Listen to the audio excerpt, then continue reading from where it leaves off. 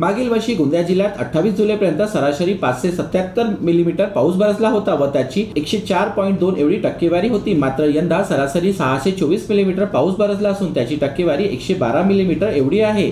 जून महिन्यात पावसाने जिल्हावासियांना चांगलेच नाराज केले होते, तर पावसाने दडी मारल्यामुळे शेतकऱ्यांची चिंता वाढली होती। यात उकाड्याने सर्वांना हैराण करून सोडल्याने सर्वांच्या नजरा आकाशाकडे लागला।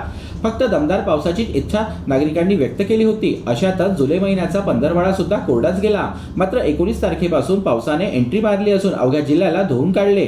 संततधार बरसलेल्या पावसामुळे जिल्ह्यात पूर परिस्थिती निर्माण झाली होती। पावसाने एवढी मेहरबानी दाखवली की 8 दिवसातच मागील वर्षीचा रेकॉर्ड ब्रेक करून टाकला। या पावसामुळे शेतकरी सुखावला असून यंदा चांगला उत्पन्न होण्याची आशा शेतकऱ्यांना आहे। तर दमदार पावसाने जिल्ह्यातील एटियाडो धरण 100% भरला, तर पुजारी टोला धरण, सिरपूर धरण आणि कालेसराड धरणाची दारं उघडण्यात आल्याने वैनगंगा नदी दुथडी भरून वाहू लागली आहे। पाहूया ड्रोन कॅमेऱ्याच्या माध्यमातून नदीचे व्हिडिओ।